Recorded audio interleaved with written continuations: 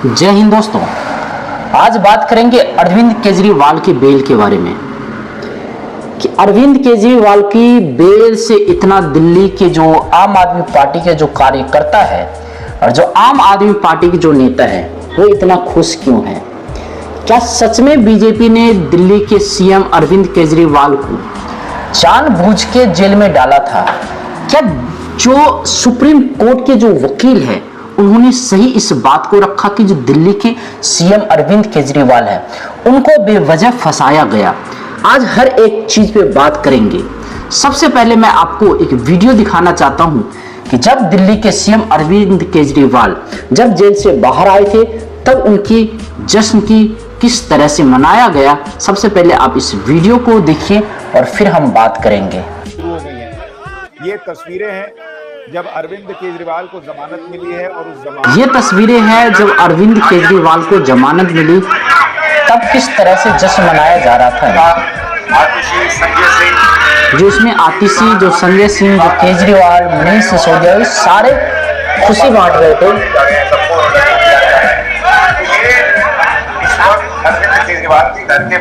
सबसे पहले मैं आपको दिखाऊंगा कि दो जज के जो बेंच थी उन्होंने अरविंद केजरीवाल को जमानत दी है। ये है सूर्यकांत ने कहा, अगर कोई व्यक्ति पहले से हिरासत में है, जांच के सिलसिले से उसे दोबारा अरेस्ट करना गलत नहीं है। सीबीआई ने बताया कि उनकी जांच क्यों जरूरी है। याचिका की गिरफ्तारी अवैध नहीं है। सीबीआई ने नियमों का कोई उल्लंघन नहीं किया। उन्हें जांच की जरूरत थी, इसलिए इस केस में अरेस्टिंग हुई। अब जस्टिस जो उज्जवल भुइया ने कहा, जो उज्जवल भुइया है उन्होंने क्या कहा? सीबीआई की गिरफ्तारी जवाब से ज्यादा सवाल खड़े करती है। जैसे ही ईडी केस में उन्हें जमानत मिलती है, सीबीआई एक्टिव हो जाती है। ऐसे में अरेस्टिंग के समय पर सवाल खड़े होते हैं।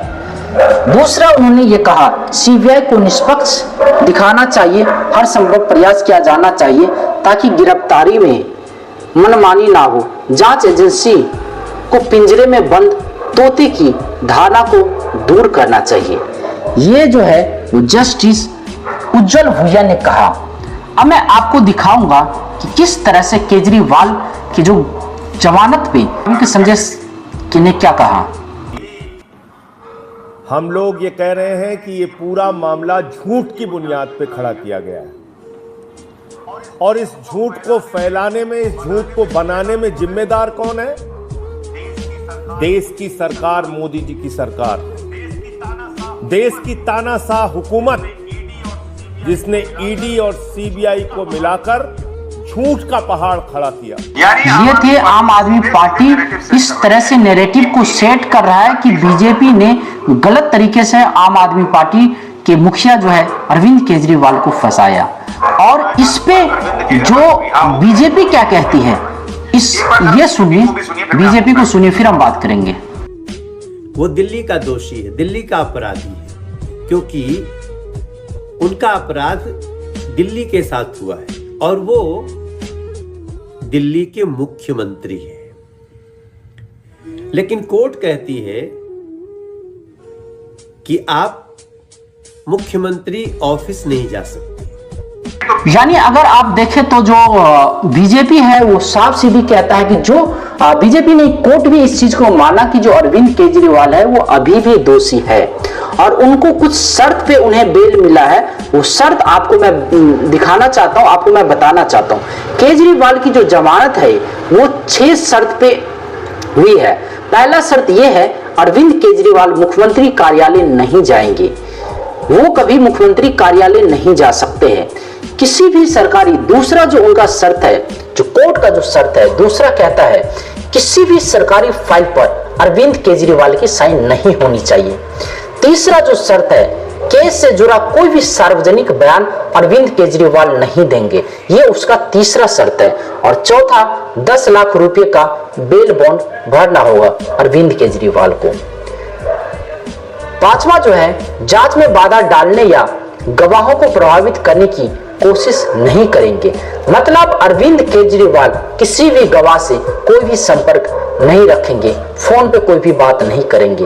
और छठा जो है, जरूरत पड़ने पर ट्रायल कोर्ट में पेश होंगे और जांच में सहयोग करेंगे अरविंद केजरीवाल। कोर्ट ने इन शर्तों के साथ अरविंद केजरीवाल को छोड़ा। अब बातें अटकलें इस बात पे है, क्या अरविंद केजरीवाल को बाहर आना उसके लिए या उसके पार्टी के लिए शुभ संकेत है या अशुभ संकेत? क्या सरकारें जा सकती हैं? तो आपको मैं बताऊंगा कि बिल्कुल सरकारें जा सकती है। इस बात को स्पष्ट करने के लिए मैं आपको कुछ तथ्य बताना चाहता हूं। दिल्ली में बीजेपी के विधायकों ने राष्ट्रपति द्रौपदी मुर्मू से लेटर लिख के केजरीवाल को बर्खास्त करने की मांग की। कुछ दिन पहले ही जो दिल्ली में जो अपोजिशन पार्टी है, जो बीजेपी की विधायक है, उसने इस मांग की अपील की है।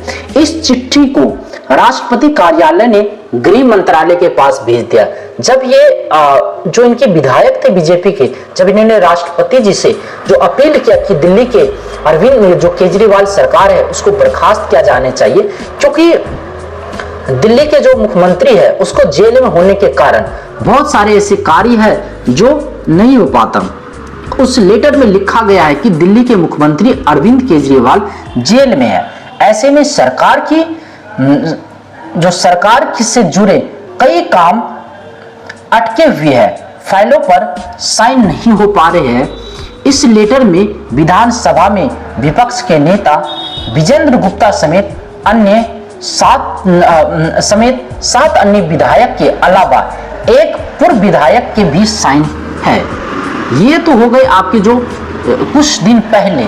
अब जो है कि दिल्ली में जो राष्ट्रपति शासन लगने की जो हवा चल रहा है उसमें कितना तथ्य है। तो जो आर्टिकल 356 आर्टिकल 356 में कहता है, उसकी कुछ शर्त है कि अगर इस शर्त में अगर जो कोई भी चीज आता है तो उस राज्य में या उस प्रदेश में जो राष्ट्रपति शासन लग सकता है। इसमें पहला इसमें यह है कि अगर राज्यपाल या राष्ट्रपति को लगे कि राज्य सरकार संविधान के अनुरूप शासन चलाने में समर्थ नहीं है या संविधान के मूल सिद्धांतों की अनदेखी कर रही है तो जाके लग सकता है। जब राज्य विधानसभा में कोई भी दल बहुमत ना सिद्ध की जा सके तब लग सकता है। इसके तहत इन्हीं परिस्थितियों में राज्य की राष्ट्रपति शासन लगाने की बात कही गई है। आपातकालीन स्थिति जैसे बाढ़, महामारी, युद्ध, हिंसा या प्राकृतिक आपदा के चलते समय पर विधानसभा नहीं होने पर अगर सरकार का सदन में संख्या बल कम हो जाता है और वो बहुमत खो देती है तो इस स्थिति में उस राज्य में या उस प्रदेश में जो है वो राष्ट्रपति शासन लगाई जा सकती है। और इसमें एक तो कारण है कि दिल्ली के सीएम अरविंद केजरीवाल अब तो ना ही सीएम ऑफिस जा सकेंगे और ना ही उस पर साइन कर सकेंगे। ये तो हो गई इनकी जो बातें चल रही थी उसमें। अब मेन मुद्दा पर आप लोगों को मैं बताना चाहूंगा कि दिल्ली के सीएम अरविंद केजरीवाल को जमानत किन शर्तों पर हुई है। तो अरविंद केजरीवाल को 26 जून को सीबीआई ने अरेस्ट किया था। इसके बाद दिल्ली के सीएम अरविंद केजरीवाल ने इन गिरफ्तारी को अवैध बताते हुए जमानत याचिका दायर की थी। सुप्रीम कोर्ट ने दिल्ली शराब नीति केस में मुख्यमंत्री अरविंद केजरीवाल की जमानत याचिका पर आज फैसला सुनाया है। सुप्रीम कोर्ट ने उन्हें जमानत दे दी है। जस्टिस सूर्यकांत और जस्टिस उज्जवल भुइया की बेंच में इनकी जमानत याचिका का फैसला सुनाया है। दिल्ली के मुख्यमंत्री अरविंद केजरीवाल को 26 जून को सीबीआई ने अरेस्ट किया था। इसके बाद दिल्ली के मुख्यमंत्री अरविंद केजरीवाल ने इस गिरफ्तारी को अवैध बताते हुए जमानत याचिका दायर की थी। 5 सितंबर को पिछली बार सुनवाई में कोर्ट ने फैसला सुरक्षित रखा था।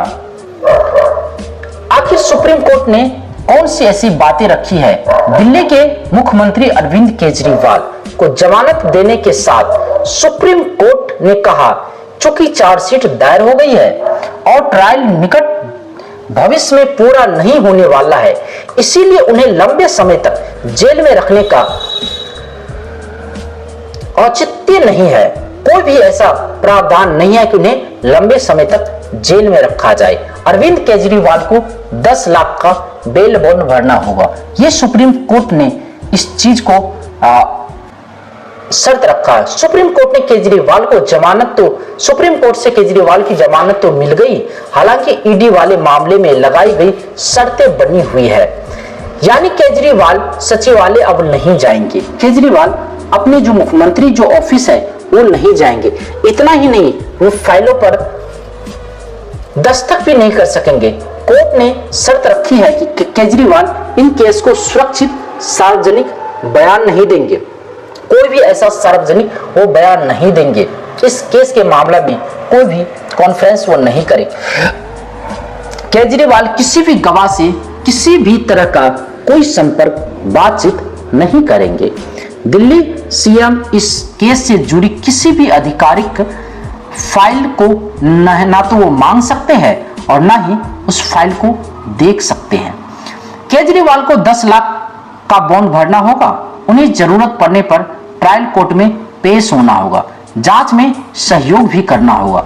यह कोर्ट ने शर्त रखा है। सुप्रीम कोर्ट ने अपना फैसला सुनाते हुए कहा कि दलीलों के आधार पर हमने 3 सवाल तैयार किए हैं। क्या गिरफ्तारी में अवैधता थी? क्या अपीलकर्ता को नियमित जमानत दी जानी चाहिए?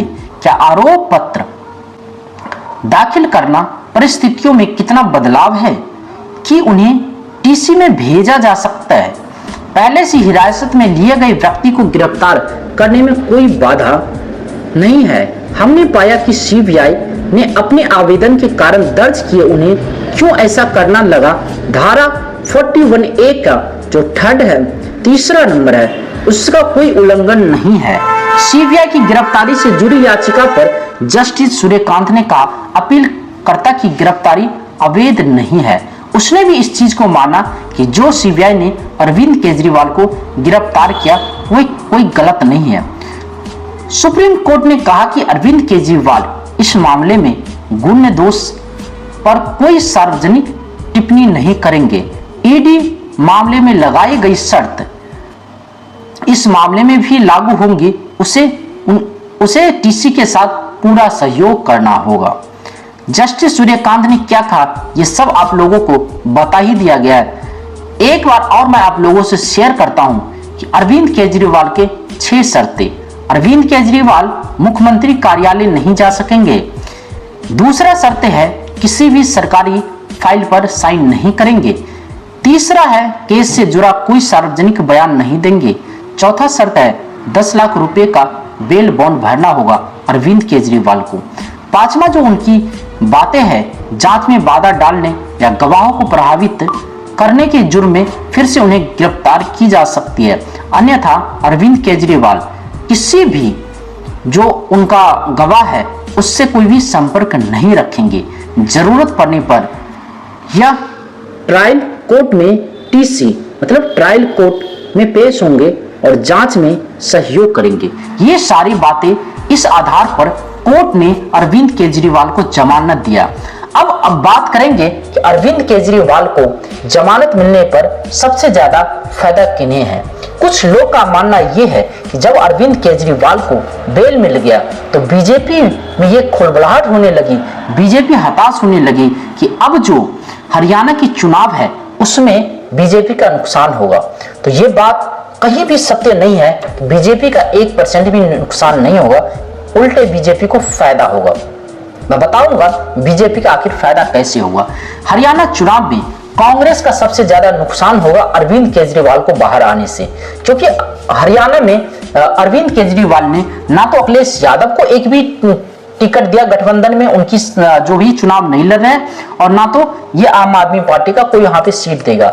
वहां पे जो है जो समाजवादी पार्टी है, सपा के जो अध्यक्ष अखिलेश यादव है, वो भी अपने बल पे हरियाणा में चुनाव लड़ेंगे। और जो इसमें अरविंद केजरीवाल है, अब ये भी स्वतंत्र है और इनकी भी पार्टी अकेले चुनाव लड़ेंगे।